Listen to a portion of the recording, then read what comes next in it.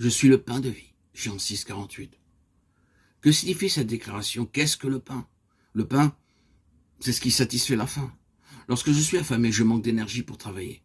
Mais lorsque j'ai mangé, je suis fortifié et je peux accomplir ma tâche.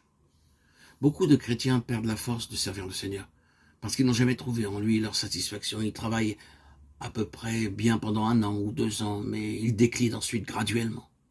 Ils se sentent desséchés et vides, et ils espèrent pouvoir participer à une retraite spirituelle dans l'espoir de pouvoir reconstituer leurs réserves.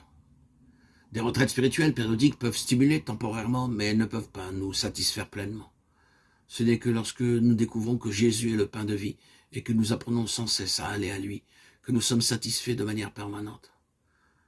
Quand il était dans ce monde, il était dans une certaine occasion, fatigué et avait faim. Cependant, il répondit aux besoins de la Samaritaine et à son propre besoin en se dépensant lui-même en sa faveur.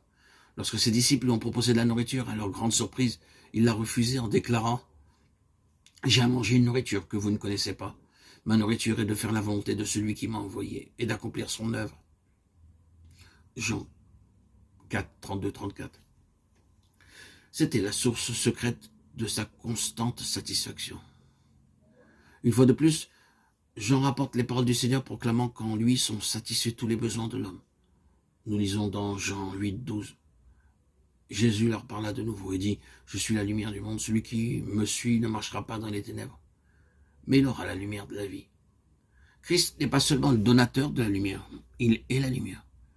Il est la lumière du monde et ceux qui ont une étroite relation avec lui ont beaucoup plus qu'un simple rayonnement de lumière.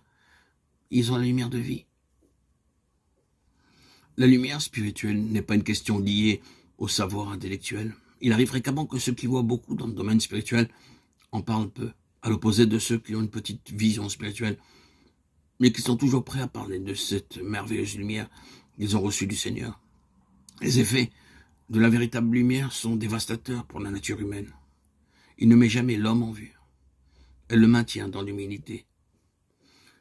La connaissance enfle. Littéralement, gonfle d'orgueil, rend arrogant. 1 Corinthiens 8. Elle ne peut pas mettre un terme aux œuvres de l'homme, car l'homme peut s'approprier cette connaissance pour sa propre élévation.